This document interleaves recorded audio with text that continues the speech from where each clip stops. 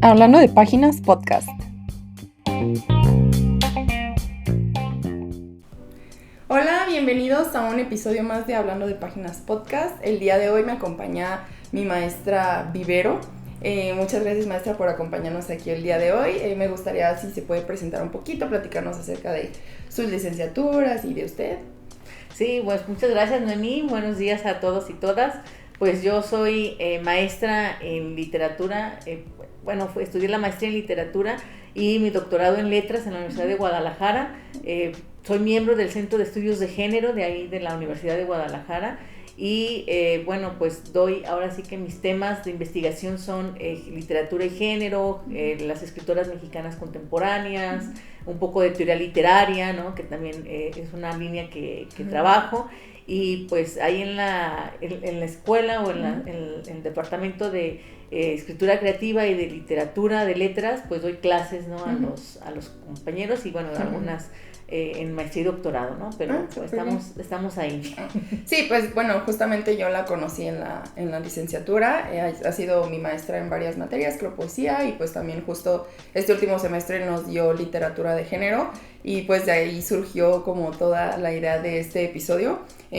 Vamos a hablar justo acerca de los estudios de género en la literatura, y pues bueno, me gustaría que empezáramos como a desglosar este tema como que es súper amplio, y vamos a tratar de enfocarnos en los puntos como base, porque si no duraría 1000 años este episodio.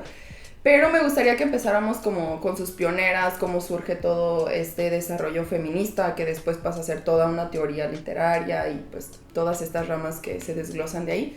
Pero pues me gustaría empezar hablando de Mary Wollstonecraft, que creo que fue una de las pioneras tan importantes, la madre de Mary Shelley, que escribió Frankenstein, el moderno Prometeo, que a mí me encanta esa obra, pero es muy conocida esta mujer justo por su obra Vindicaciones de los Derechos de la Mujer, publicado en 1792, si mal no recuerdo.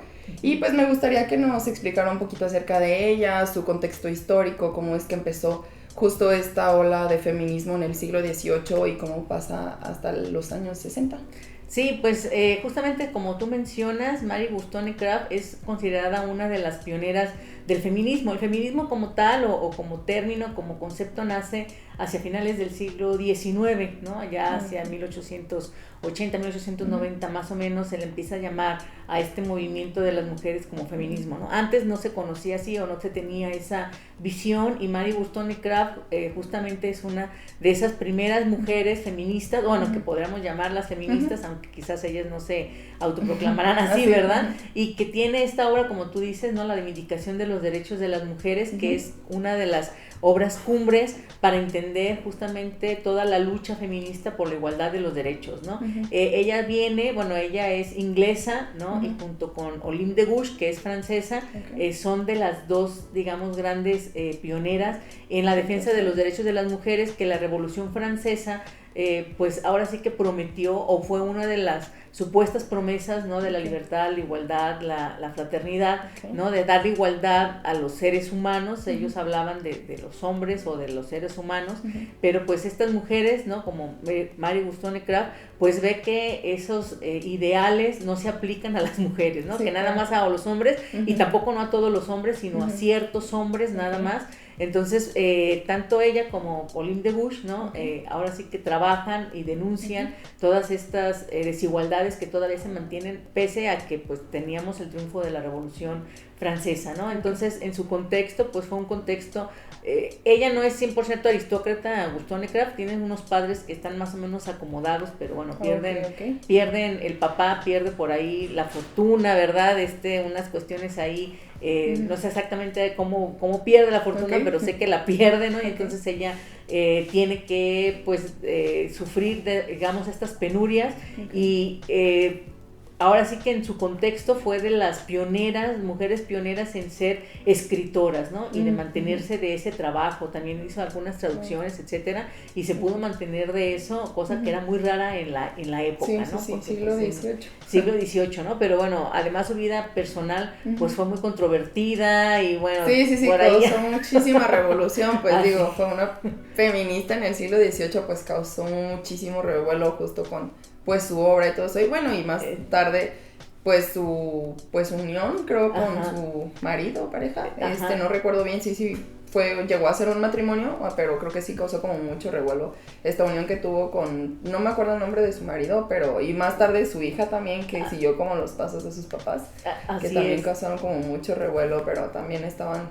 siguiendo esta línea también feminista de salir del molde de lo que la sociedad les imponía, y eso causó como muchísimo boom. Sí, así es, ¿no? De hecho ella, bueno, Mary Wollstonecraft, su obra, su pensamiento, su figura, fue como, digamos, ignorada o puesta a un lado durante más de un siglo, ¿no? Porque pues no era bien aceptada bien por visto, la sociedad, sí. Bien visto por todo lo que tú, como comentas, hizo, ¿no? Entonces se vuelve a reivindicar su figura más o menos hacia a principios del siglo XX, por los años 20, 30, las primeras feministas ya, ahora sí conformadas, pues retoman su obra, la revaloran, ¿no? La vuelven otra vez como punto central de análisis y de debate, y por eso, bueno, digamos, vuelve a destacar, ¿no? Pero en su momento sí se le silenció. Ahora sí que eso sucede con las mujeres, ¿no? Desgraciadamente, todavía podemos ver en algunos lugares, ¿no? Y en algunas culturas que pues la vida personal y la vida profesional se entremezclan, y bueno, desgraciadamente las mujeres, cuando no se ciñen a los parámetros heteronormativos o heteropatriarcales, pues bueno, se les denosta, ¿no? Que fue lo que sucedió con ella, ¿no? Ok. Y bueno, a partir de toda esta ola que empieza a surgir, bueno, pasa del siglo XVIII, la primera ola, hasta los años 60, eso habla muchísimo como de cuán silenciado fue durante mucho tiempo justo su obra y todo este movimiento. Después pasó algo que a mí me llamó muchísimo la atención, que quiero hablar de eso, que fue esta revolución como sexual, cuando sale la píldora anticonceptiva, que creo que fue justo en los 60s. Así es. ¿Nos podría platicar un poquito de eso? Sí, así es. Entonces, bueno, la primera ola feminista, ¿no? Más o menos termina en los años 60, justo con la aparición de la píldora anticonceptiva, que trajo, obviamente, como se reconoce, ¿no? Un gran avance para las mujeres en cuestión de los derechos que iban ganando, ¿no? Antes, ahora sí que la sexualidad y la maternidad iban ligadas, no se podía desligar una de la otra por lo mismo, ¿verdad? Porque pues no había un método eficaz para la planificación familiar, ¿no? Y bueno, había obviamente saberes y mujeres, ¿verdad? Que sabían cómo, claro, a través de hierbas o a través de algunas infusiones o lo que sea, ¿verdad? Prevenir embarazos o pues incluso provocar abortos, ¿no? Entonces sí se sabía de estos saberes, sobre todo que se pasaban entre mujeres, ¿no? Porque pues obviamente era un asunto muy femenino, claro, ¿no? Y con la aparición de la píldora anticonceptiva en los 60, pues es ahora sí que la gran separación entre la sexualidad, el ejercicio de la sexualidad y la maternidad, ¿no? Porque se puede controlar, ¿no? Por llamarlo de alguna manera, esta maternidad, ¿no? Se puede espaciar los embarazos, se puede o no se puede embarazar, o sea, se puede no embarazar, pues, dependiendo de la decisión de las mujeres, y esto trajo como consecuencia que las mujeres pudieran incorporarse de una manera mucho más fluida, digamos, o mucho más orgánica, tanto a la cuestión de los estudios superiores como al trabajo, ¿no? Entonces vino a marcar un hito, la píldora anticonceptiva, se le conoce como la revolución sexual, porque eso permitió a las mujeres incorporarse, como comento, tanto a la educación ya a nivel superior, como a la profesionalización, ¿no? O al mercado laboral, ¿no? Entonces fue un gran desarrollo para las mujeres, ¿no? Que ya no se quedaron o tuvieron la oportunidad de ya no quedarse solamente en la casa, sino de buscar otras expectativas, ¿no? O abrirse otras sendas, ¿no? Más profesionales y en cuestiones laborales. Súper bien. Y bueno, después de esto empieza a surgir como esta segunda ola entre los 70s y los 80s, que se enfoca como en la equidad.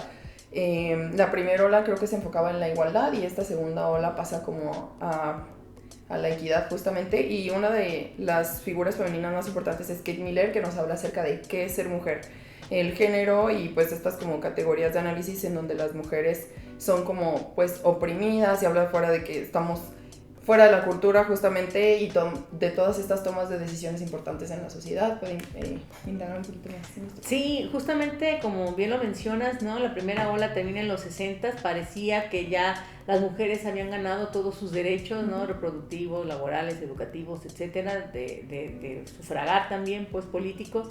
Y viene Kate Miller con este texto que se llama Sexual Politics o Política Sexual, ¿no? En donde ella plantea que pues sí, bien se han logrado todos estos avances, en el fondo subyace la pregunta de qué es ser mujer, porque hay una representación tanto en la literatura como en la política o la economía, en donde la mujer es vista siempre como lo inferior, ¿verdad? O que se mantiene al margen, o que está subordinada, etcétera, ¿no?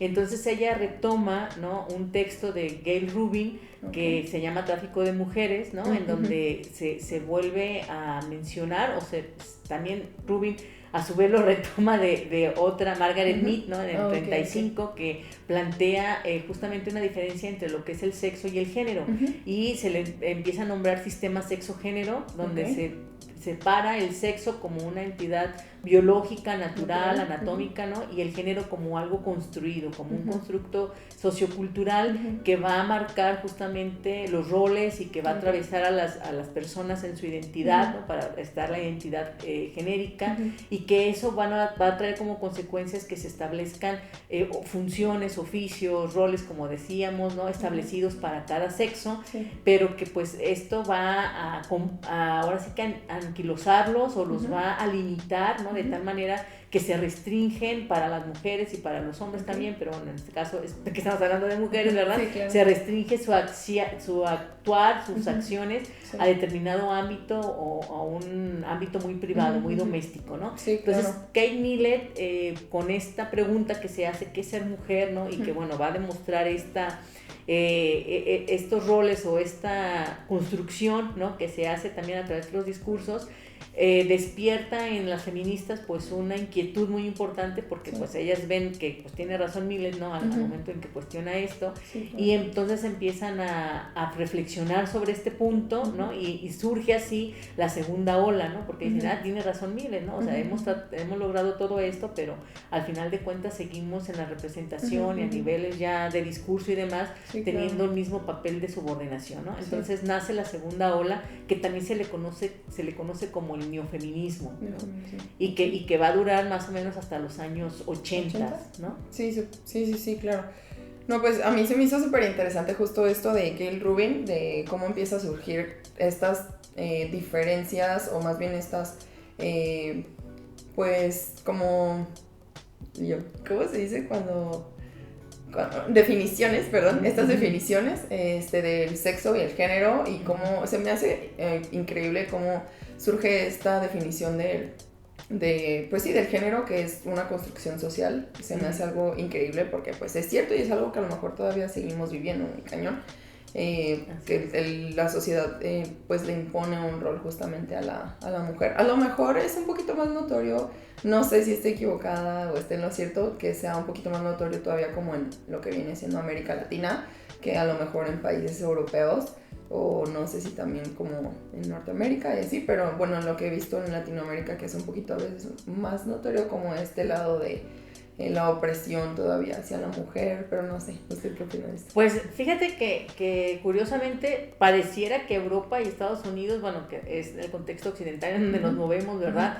Es menos evidente, pero sigue habiendo todavía muchos roles, muchos estereotipos, muchos arquetipos también, ¿verdad?, que están por ahí y que impiden que las mujeres se desarrollen en los ámbitos que ellas quisieran, ¿no?, al 100%. Entonces, sí es verdad que con respecto a América Latina, como dices, pues quizás nos llevan cierta ventaja, por llamarlo de alguna manera, ¿no? Pero se siguen ellas luchando, las feministas europeas y norteamericanas siguen luchando por desconstruir esto, ¿no? Por desquebrajarlo, por decir, bueno, las mujeres pueden en todos los ámbitos, se pueden incorporar a todas las áreas, ¿no? Pueden desarrollar su potencial, ¿no?, cognitivo, humano, etcétera, al igual que los hombres, ¿no? Es decir, no hay limitantes, no hay restricciones por ser mujer, y que pues sí, siguen luchando porque esto se sostenga, ¿verdad? Pero sí es cierto que nos aventajan en ese aspecto, pero también es verdad que siguen muy arraigados, claro, pues, todavía ¿no? Sigue esta confrontamiento, bueno, no confrontamiento, sino como salir de este molde todavía, ¿no? Exactamente. Pues es algo, pues vaya, difícil. ¿Cuántos años no tienes? ¿Del siglo XVIII? No, bueno, esto ha estado a lo mejor desde antes, creo, si mal no recuerdo, también nos mencionó algo sobre Sor Juana Inés de la Cruz, Así que es es. todavía mucho antes, entonces había como estas pequeñas notitas como de salir del molde desde hace muchos años. Así es. Entonces, pues, seguimos. La tercera hora nos habla acerca de la igualdad. Esto es de entre los 80s a los 90s y nos habla del feminismo de género y el estudio de las masculinidades.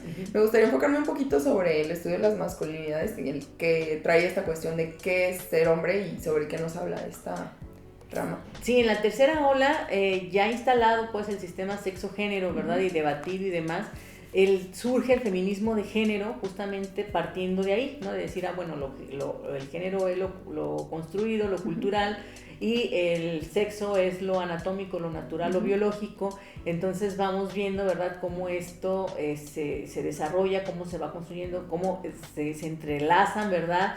Y ya para los años 90 aproximadamente empieza a surgir la inquietud entre los varones, ¿no? Porque pues se ve que las mujeres van ganando como terreno, ¿verdad? Entonces tienen esta toma de conciencia de género, etcétera, y entonces empiezan a desplazar, por llamarlo de alguna manera, ¿verdad?, a los varones en ciertos roles, en ciertas funciones, como ejemplo el ser proveedor, ¿no? Ya no es exclusivo de los hombres, también las mujeres pueden ser proveedoras, y esto ocasiona en algunos hombres pues una crisis muy fuerte de decir, bueno, si ya no nos necesitan o ya no somos necesarios para esto, entonces ¿para qué sí somos necesarios? O qué es lo que tenemos que hacer ahora, ¿no? Entonces empiezan ellos a cuestionar, así como las mujeres en la ola anterior decían, bueno, ¿qué es ser mujer? Ellos empiezan a cuestionar qué es ser hombre, ¿no? Y en ese qué es ser hombre se empiezan a dar también varias respuestas, una de ellas que va a ser alrededor del año 1993, ¿verdad? Con Gillette y Moore, o Moore y Gillette, ellos van a decir, pues es que no hay tampoco como en las mujeres algo 100% natural que los defina, sino que es lo cultural y es la masculinidad, o bueno, en este caso lo van a pluralizar después, ¿verdad? Para decir, bueno, no la masculinidad, sino las masculinidades, que cada cultura se va construyendo, que cada cultura va formando alrededor de lo que significa ser hombre, ¿no? O lo que un hombre debe de ser o de hacer, ¿no? Entonces las masculinidades surgen a mediados de los años 90, ¿no? Y se han ido desarrollando a lo largo de este tiempo, y pues vemos ahora pues un gran avance en estos estudios de las masculinidades, ¿no? Obviamente también está implicada la sexualidad, entonces está muy de la mano, va muy de la mano de estudiar la sexualidad masculina también, ¿verdad? Porque se creía muy lineal, o se creía ya también un asunto zanjeado, ¿verdad? Claro. Un hombre y una mujer, pero con la impulsión de las masculinidades, pues ya empiezan a plantearse también, bueno, qué es la sexualidad para los hombres. Por ejemplo, la violencia, un gran tema en las masculinidades es la violencia y la sexualidad, ¿no? Cómo se, a lo largo del tiempo se ha ido uniendo esto, ¿verdad?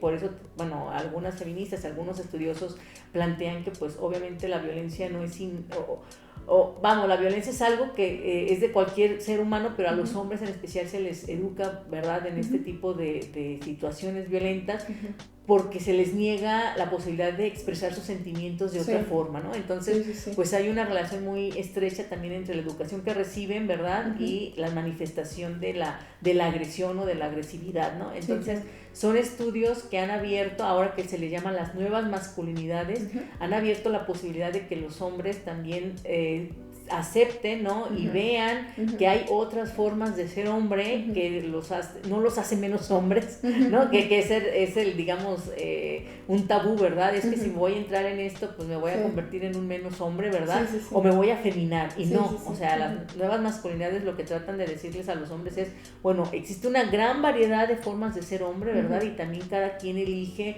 o va construyendo su masculinidad de acuerdo, pues, con sus intereses, sus convicciones, etcétera, ¿no? Sí.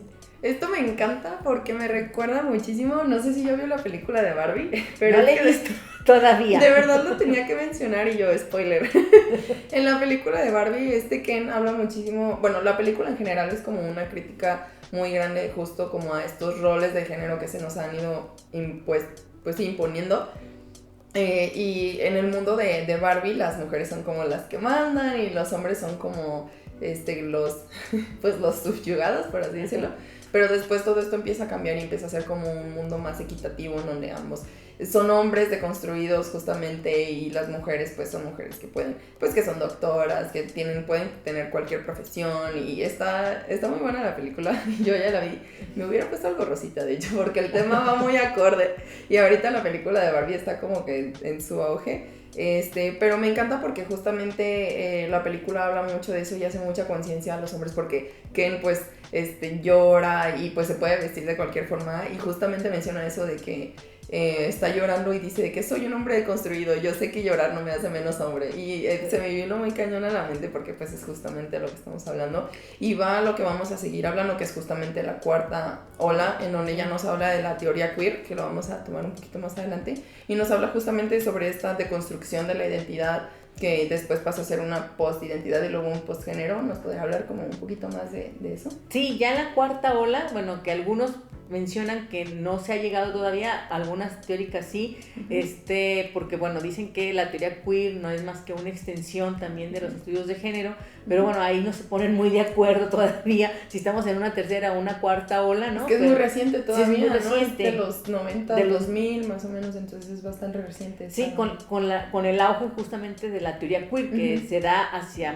finales de los 90 y principios del 2000, se inauguraría la cuarta ola, ¿no? En donde justamente, como tú mencionas, parten de la desconstrucción. ¿Qué es la desconstrucción? Bueno, la desconstrucción es un término acuñado por el filósofo francés Jacques Derrida para hablar justamente de lo que él denominó como un dispositivo de lectura. ¿Qué quiere decir esto, verdad? Que es como unas gafas, digamos, que yo me pongo cuando estoy leyendo un texto y le aplico, ¿no?, una visión distinta, que en este caso pues es la visión desconstructiva, ¿verdad? Y que se basa, bueno, en varios elementos, pero uno de ellos es justamente ver en qué momento el texto que yo estoy analizando se niega a sí mismo, ¿no? Hay estos, como él le llama, como estas fisuras de significado, ¿verdad? Estos quiebres en donde el texto va a negarse a sí mismo, va a negar aquello que está planteando, ¿no? Algunos textos son más desconstructivos que otros, o se desconstruyen más que otros, pero según Derrida, todo texto va a llevar en sí mismo la desconstrucción, ¿no? Entonces se retoma el término de Derrida, incluso hay ya, bueno, algunos críticos mencionan que ya es muy exagerado, pero no hay hasta cocina desconstructiva, ¿verdad? Lo llevan a unos niveles. sí, pero bueno, aquí en este caso la teoría queer va a retomar ese sentido de Derrida y va a decir, pues hay que desconstruir, es decir, vamos viendo esos quiebres en donde la identidad de género se niega, se rompe, ¿no? Se quiebra, se desquebraja y vamos viendo cómo podemos construir otra cosa distinta, ¿no? Porque la teoría queer, bueno, uno de sus grandes planteamientos es justamente esto, ¿no? De que hay que ir más allá de la identidad de género. Ese es un debate que tienen, bueno, muchos teóricos queer con las feministas, porque, bueno, los teóricos queer señalan que las feministas, ¿no? Siguen manteniendo muy arraigadas las identidades femeninas y masculinas, y lo que ellos propondrían es justamente deshacer todos esos moldes y crear algo completamente distinto, algo completamente fuera de la norma, obviamente, ¿verdad? Que dé cabida pues a la pluralidad de manifestaciones y ir por eso, como decía hace unos momentos, ir más allá de la identidad, y a eso le llaman la posidentidad, ¿no? O sea, ir más allá de la identidad y por lo tanto ir más allá del género, el posgénero, ¿no? Entonces, la teoría queer, pues ahora sí que es una teoría que vino también a sacudir, digamos, la conciencia de la sociedad, ¿no? Sí, claro. Porque plantean justamente esto, ¿verdad? Sí, que nos tenemos que salir de los moldes porque nos impiden, ¿no?, llegar a ser lo que deseamos ser. Entonces, ellos lo que sugieren o por lo que luchan, ¿no?, es justamente de que no existan ya más estos imperativos de género, esta normativa de género, como la llama Judith Butler, ¿no?, para poder llegar a ser lo que uno desea, ¿no? Lo que uno desea ser. Sí, me encanta esto de la teoría queer porque es algo pues muy revolucionario, lo estamos viviendo pues apenas, si surgió a finales de los 90, pues apenas tiene unos 20 años esta teoría que está surgiendo. Se me hace increíble cómo, pues sí, ver como este surgimiento y cómo va avanzando y cómo cada vez las comunidades se van enterando más acerca de esta teoría que es, pues sí, plantea como el hecho de salir justamente del molde, que es como nacemos, pero no tenemos por qué decidir instantáneamente si somos, no sé, es mujer, hombre, y decidir conforme los pasos de los años. Cualquier persona tiene como este derecho a decidir o definirse a ella misma su género o su sexualidad. Esto es lo que más o menos plantea la teoría queer. Ajá, y me gustaría también hablar sobre los genderqueer, que son un montón, y a ver cuáles nos acordamos de definir, porque son muchísimos. Aquí tengo como 10. El primero creo es biogénero, más o menos como que no sé. El bigénero es justamente aquella persona que se identifica a sí misma como masculina y femenina, ¿no? O sea, que tiene los dos géneros. Okay. ¿Y trigénero? Trigénero es quien se identifica como masculino, femenino y otro género más, ¿no? O sea, que no es exactamente ahorita vamos a hablar, ¿verdad? Que no es exactamente como un agénero o un género neutro, ¿no? Sino que es un género más allá de lo femenino y lo masculino, ¿no? Por eso se llama trigénero, ¿no? Y entonces oscila puede oscilar, ¿no? Entre uno y otro u otro, o sea, ¿no? En cualquiera de los tres, ¿no? Wow, no había escuchado sobre eso, está muy interesante. Bueno, luego está género fluido. El género fluido es aquella persona que se identifica también por masculino, femenino u otro género, pero por determinadas circunstancias o por periodos de tiempo determinado, ¿no? Entonces fluye, digamos, pues se llama género fluido, ¿verdad? Porque fluye de acuerdo pues con las circunstancias que se le presenten, ¿no? Ok, wow. Agénero el agénero es el que no tiene género, el que no se identifica ni con lo masculino ni con lo femenino. Ellos se identifican como alguien sin género, por eso se llama agénero, ¿no? O sea, no hay género para ellos. Creo que no he conocido a nadie agénero. Bueno, al menos no me lo han dicho. Luego está tercer género neutro. Ese es el género que es un género que se asocia o que luego a veces se puede identificar con lo andrógino, aunque no es lo mismo. El andrógino es una persona que no se identifica con lo masculino ni con lo femenino, ¿no? Sino con un género, digamos que es neutral, ¿verdad? Pero la diferencia del neutro, del género neutro y el andrógino, es que el andrógino, por ejemplo, depende de la cultura, ¿no? Si es en Occidente, a pesar de que se diga que no tiene género, que es neutral, se va a identificar con características más masculinas, y si vamos hacia Oriente, el andrógino se identifica más con ciertos rasgos femeninos, ¿no? Entonces, en este caso, el género neutro es un género, digamos, que mezclaría uno y otro y no se identifica con ninguno, o sea, que hace una mezcla de los dos, ¿no? Pero no es exactamente igual al agénero, como decíamos hace unos momentos, porque el agénero no hay género, ¿no? O sea, es una persona que no se identifica con ningún género, y el neutro o tercer género sí dice, bueno, yo soy algo más, ¿no? O sea, yo voy construyendo mi género a partir de la mezcla o la desconstrucción de los géneros. Wow. Y yo, mi mente va a explotar. No, y todavía faltan. Luego sigue she-male. El she-male es aquel hombre, aquel varón que ahora sí que está en proceso o desea o deseó en su momento pasar de hombre a mujer, ¿no? Pero que por alguna circunstancia, algún momento, alguna decisión propia, lo que sea, digamos, no hace el tránsito completo a ser mujer. Ok, y luego está cross-dressing. El cross-dressing es aquella persona que se viste con alguna prenda del sexo contrario, aunque no se identifica como lesbiana o como homosexual o como transvesti, sino que simple y sencillamente escoge una prenda del género contrario porque lo siente más cómodo, porque le gusta, en fin, ¿no? O sea, añade, digamos, algo del otro género, pero no se identifica como completamente del otro género, ¿no? Yo con mis pijamas de hombre. Yo en la noche. Luego está, ahora sí, los transvesti, que pueden ser drag queen y drag king también. Sí, el transvesti es aquella persona que pues se viste con la vestimenta del sexo contrario, hay transvestismo femenino y transvestismo masculino, ¿no? Y no necesariamente el transvesti va a ser una persona homosexual, ¿no? O sea, también tenemos algunas personas heterosexuales que les gusta vestirse con las prendas del sexo contrario y, digamos, estar así, pues, ¿no? Mostrarse así. Sí. Y luego dentro del transvestismo, o como parte del transvestismo está la cuestión drag, ¿no? Y ahí ya es llevar ese... Como al extremo, ¿no? Exactamente, ¿no? Ese cambio o esa vestimenta a lo más como ostentoso, más dramático, ¿verdad? Sí. Del performance, ya es parte como del performance. Exactamente. ¿No? Ok. Y bueno, sigue transgénero.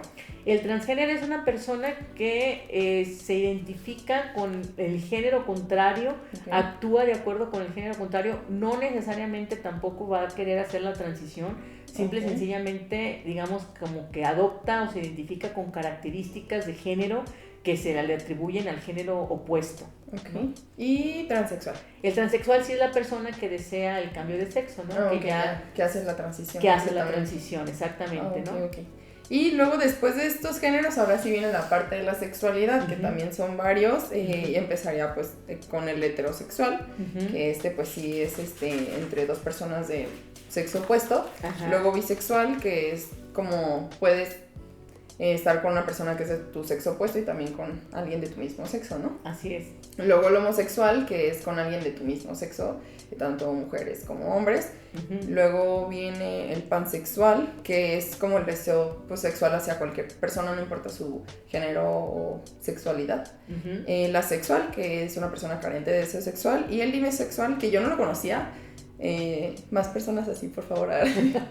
Que es el sexo con... solamente pueden tener como sexo estando enamorados, ¿no? Teniendo como que siendo afín amorosamente hacia la otra persona. Y yo. Sí. Más personas así. Sí, así es. Ok, y luego de todos estos como géneros y sexualidad, me gustaría ahora sí todo esto que ya hablamos, incorporarlo a la teoría literaria feminista, que empieza... No sé, si mal no recuerdo, como entre los 50s y 70s empieza a surgir como toda esta teoría ya. Sí, bueno, la teoría literaria feminista tiene sus antecedentes en los Women's Studies, que surgen en los 50s, y ya fue evolucionando, ¿no? Los estudios de las mujeres fueron evolucionando, y en los años 70, con la segunda ola feminista o el neofeminismo, ya toman un carácter académico.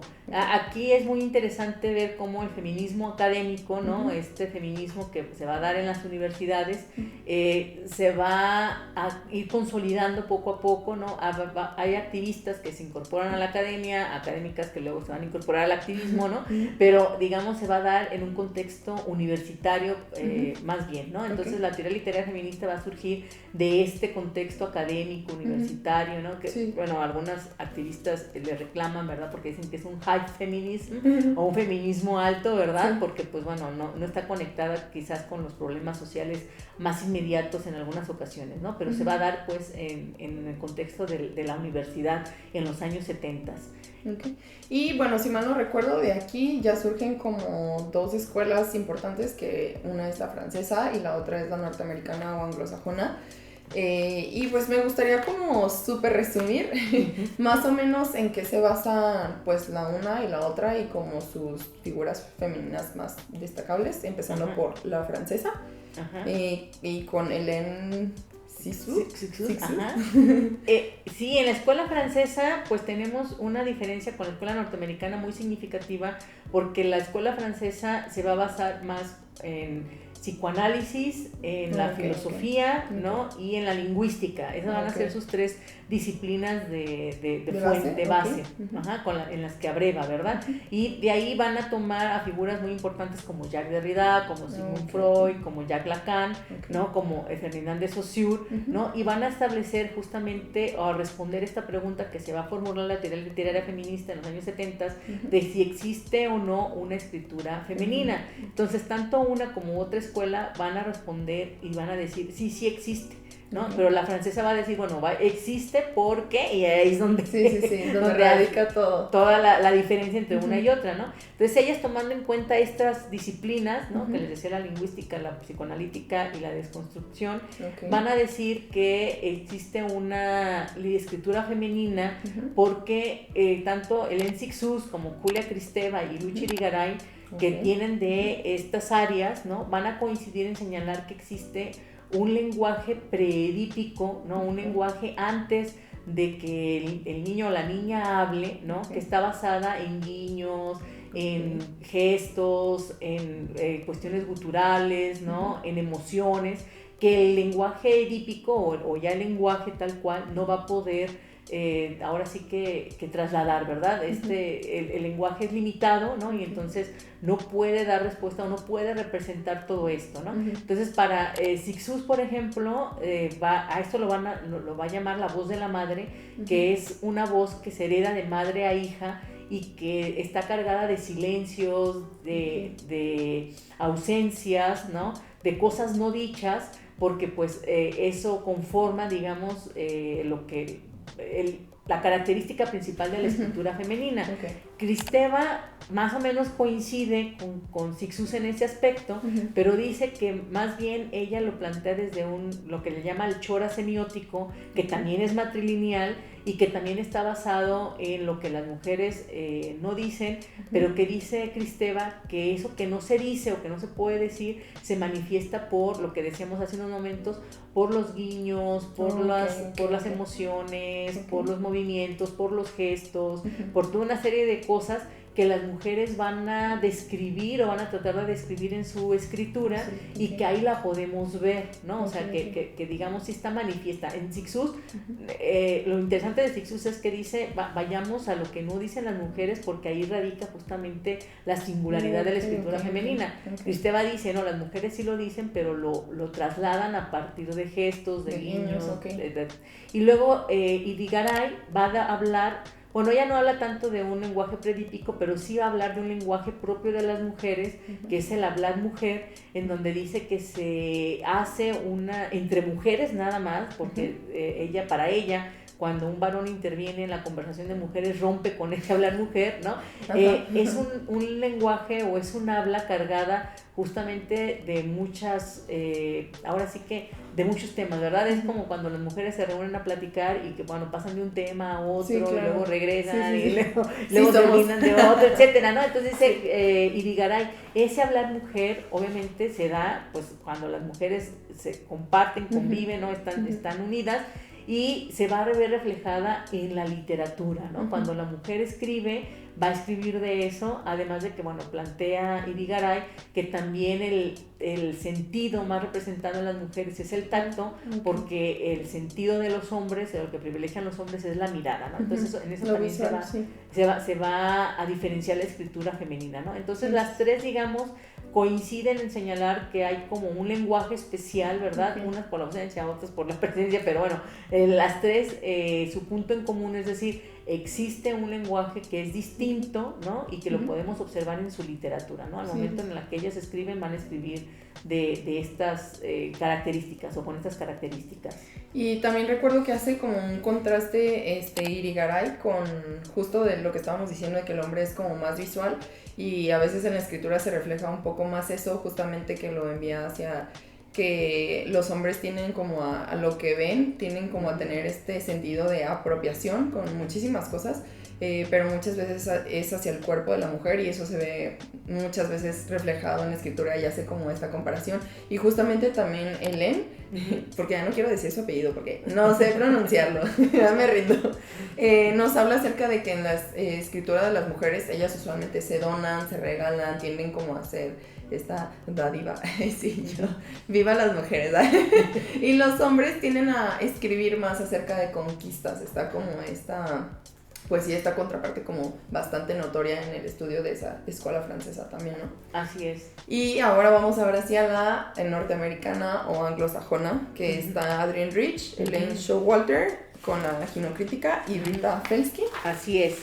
Así es, ellas tres, bueno, obviamente la escuela norteamericana la conforman muchas más académicas y teóricas, pero digamos, ellas tres han sobresalido, ¿verdad?, por sus planteamientos, y la escuela norteamericana va a decir también, como la francesa, que existe una escritura femenina, pero ellas la van a trasladar al terreno más bien sociocultural, ¿no? Histórico y sociocultural, o sea, que no es tanto por el lenguaje o por la psique o por las emociones o lo que sea, sino que más bien va a ser porque la cultura, ¿verdad?, y la historia así se los han marcado, pues, ¿no? Entonces las tres van a coincidir en que no es tanto una cuestión ahí inherente o biologicista como la que lo critica Showalter, ¿verdad? Dice, es que es biologicista esto, ¿no? Sino porque tiene que ver con la cultura. Entonces, Adrienne Rich va a decir que la escritura de las mujeres es diferente porque son ubicadas en un contexto distinto, ¿no? Es decir, si son mujeres se les ubica de una manera, a que si son hombres, su sexualidad también, ¿no?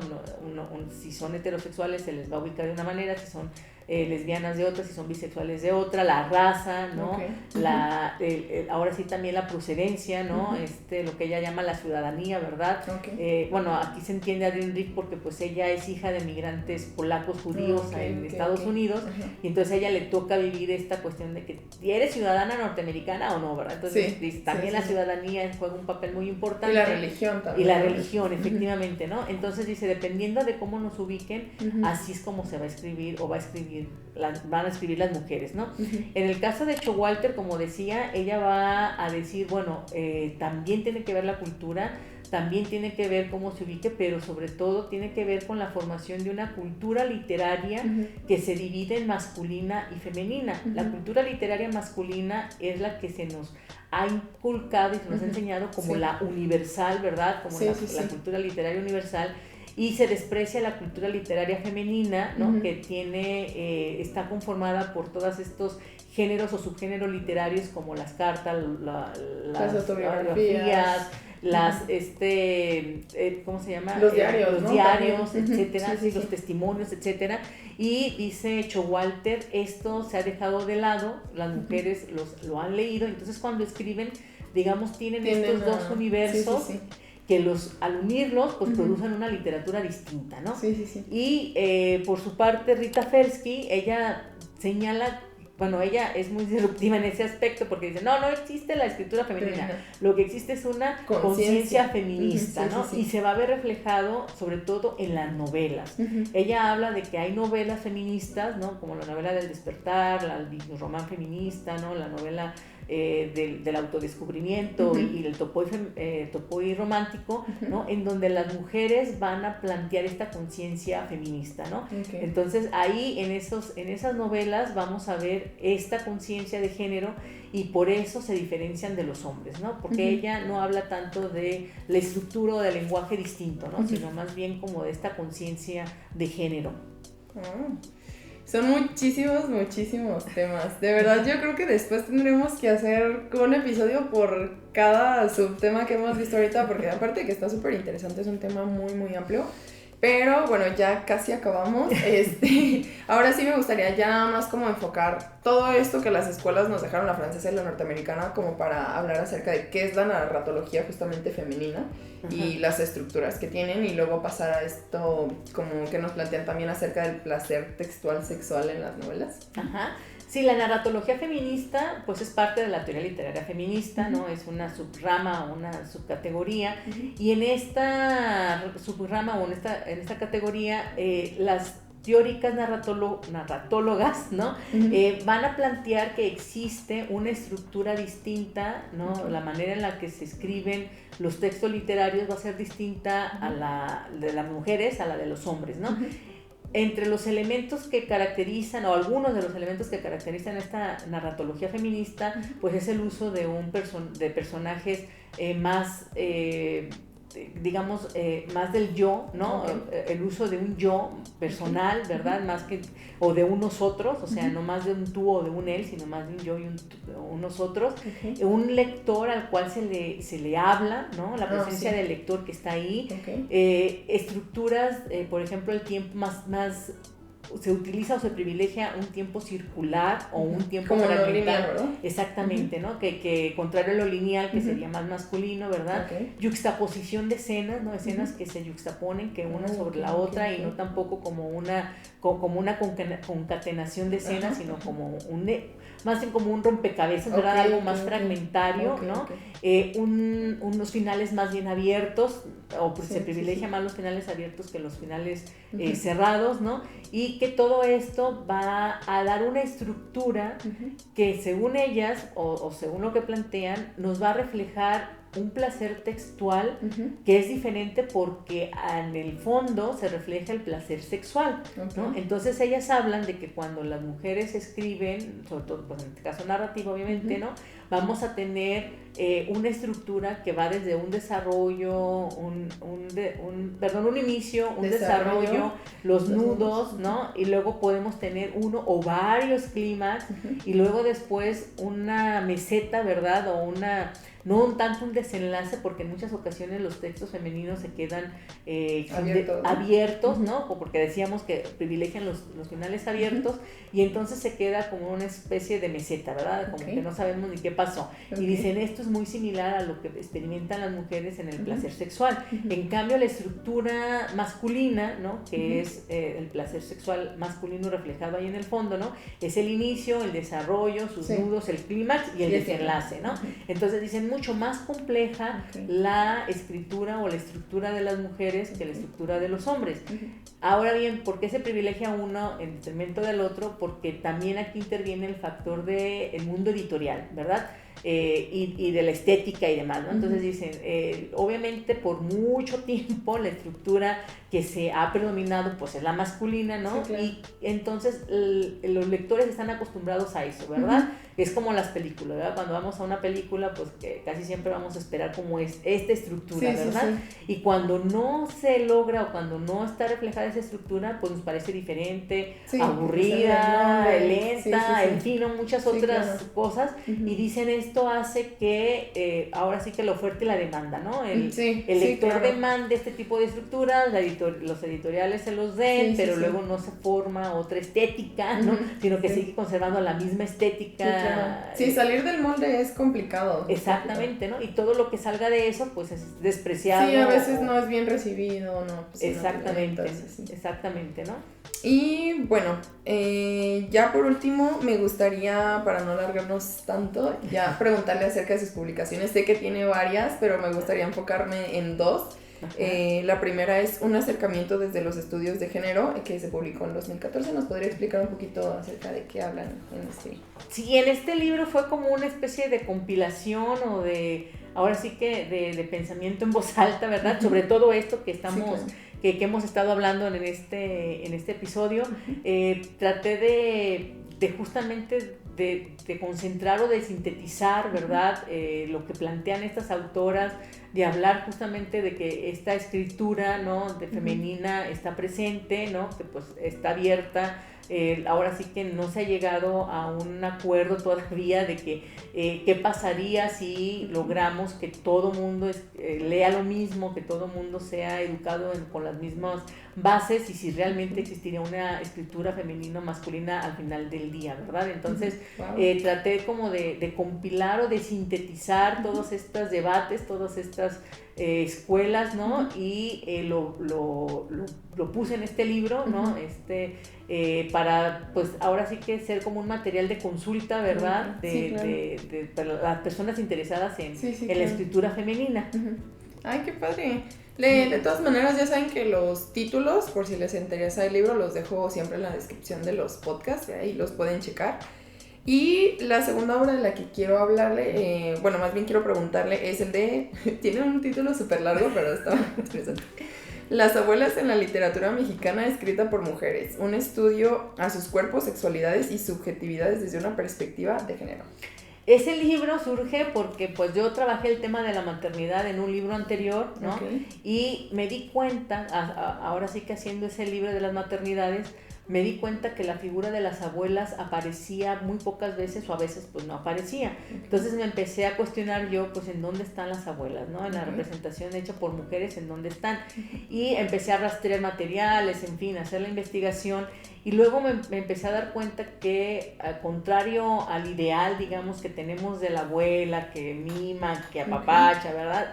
Las mujeres, al menos las que yo encontraba, hablaban de la abuela desde una visión muy diferente, ¿no? Incluso, como en el caso de Elena Garro, desde una perspectiva muy perversa, ¿no? Entonces, pues me interesó esto, ¿no? Entonces empecé a analizar las obras y pues efectivamente, ¿no? Las abuelas, en la escritura de mujeres, al menos en México, aparece con unas connotaciones pues muy variadas, ¿no? No son abuelas típicas, no son abuelas que ahora sí protectoras, sino que a veces son abuelas muy castrantes, ¿no? Wow. Abuelas que a veces imponen obviamente el modelo heteropatriarcal, aunque también las hay que con respecto a sus hijas son más liberadas porque vienen justamente de esta primera ola del feminismo, ¿no? Entonces, con respecto a sus hijas son abuelas mucho más liberales que las propias hijas, ¿no? Entonces, había como mucho contraste entre las abuelas y este libro surge de ahí, ¿verdad? De este interés mío de decir, bueno, ¿dónde están las abuelas en la literatura escrita por mujeres y cómo las están representando, ¿no? Entonces, pues ahí surge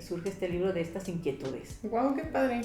Y bueno, pues le reitero, ahí van a estar los libros en los títulos, más bien en la descripción del podcast, por si les interesa darles una checada. Yo justamente desde que leí los títulos dije, wow, está súper largo este segundo, pero dije, de verdad tengo que preguntar, está bastante interesante. Y se acaba de publicar hace poquito, ¿no? ¿2 años? 2021, exactamente, sí. Oh, es reciente, qué padre. ¿Cuánto tiempo le tomó escribir este libro? Este libro me tomó como alrededor de unos 2 años, porque hice la investigación, algo que luego sucede, ¿verdad? Que uno empieza a hacer la investigación y yo me desesperaba porque no encontraba material, ¿no? Hasta que, digamos, como que tuve conciencia de decir, bueno, si no encuentro material, eso quiere decir que sobre las abuelas tampoco se ha escrito gran cosa. Claro, también de eso habla mucho, ¿no? Que haya esta ausencia de material. Exactamente. Entonces, habla mucho de eso también. Entonces, por eso me demoré un poco más, ¿no? Porque pues ahora sí que estaba yo tratando de buscar más fuentes y pues las que encontraba, pues no, bueno, se me hacían que estaban bien, pero pues no eran suficientes hasta que dije, bueno, es que entonces, pues si no hay mucho, es porque de las abuelas se habla poco, ¿no? Wow. Y yo, wow. Y bueno, la última pregunta. Esta también se la hice al profe Gil, es ya como un poquito más personal, pero me gustaría que nos compartiera como una filosofía de vida, un mantra, no sé, algún consejo que nos pueda dejar ya para despedirnos del público.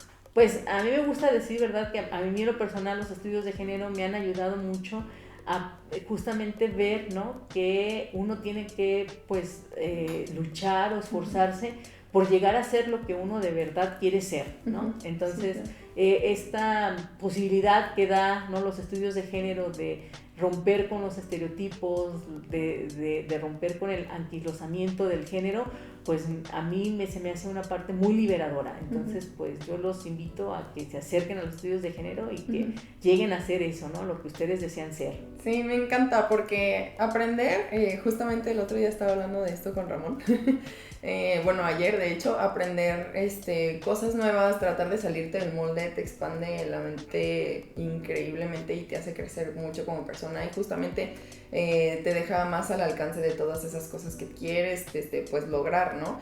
Y pues sí, concuerdo mucho con usted, siempre tratar de buscar como más conocimiento siempre nos va a ayudar como a justo a salir del molde también y pues a lograr nuestros objetivos en la vida y pues me encanta.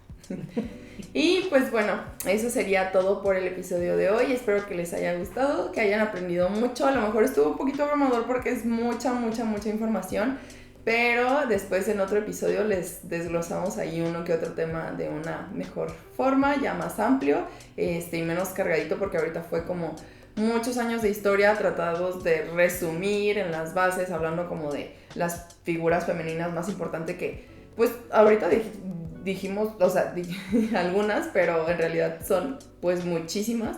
Entonces, pues ya después a ver ahí cómo le hacemos para platicarles alguno de estos temas ya de una manera más profunda, pero enfocándonos solamente en uno, ahorita es como toda la base. Pero pues espero que les haya gustado, que hayan aprendido muchísimo y pues nos vemos en el próximo episodio.